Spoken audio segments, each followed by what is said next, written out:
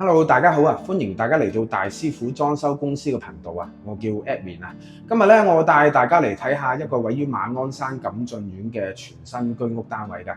呢個單位面積大約430平方尺，屋主要求改造成一房一廳嘅間隔。今次呢個單位裝修風格採用咗簡約風嘅設計，非常感謝屋主對我哋公司嘅信任，選用咗我哋公司嘅全拆裝修套餐㗎。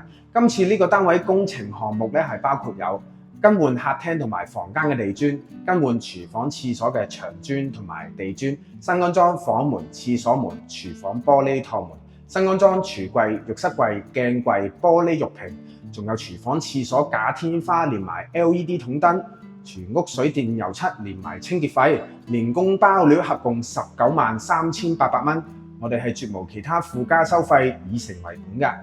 好啦，首先睇睇廚房。廚房門我哋安裝咗呢組白框嘅玻璃趟門啦。櫥櫃方面，呢個廚房採用咗上下櫥櫃嘅設計。下方櫥櫃預留咗位置安裝洗衣機，上方櫥櫃預留咗位置安裝油煙機啦。另外工作台面呢，我哋安裝咗白色嘅石英石。洗手間方面，洗手間門我哋安裝咗呢組白框嘅趟接門啦。而呢個單位嘅洗手間採用咗乾濕分離嘅設計。淋浴區呢邊我哋安裝咗一組不鏽鋼嘅玻璃浴屏啦。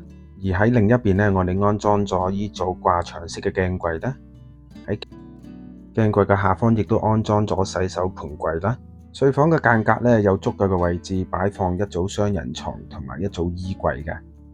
嚟到客廳呢邊，屋主主要係選用咗白色做牆身嘅顏色咧。而全屋大部分嘅位置咧，屋主都係選用咗呢款淺啡色嘅木紋磚嘅。今集嚟到呢度先，我哋下集再見，拜拜。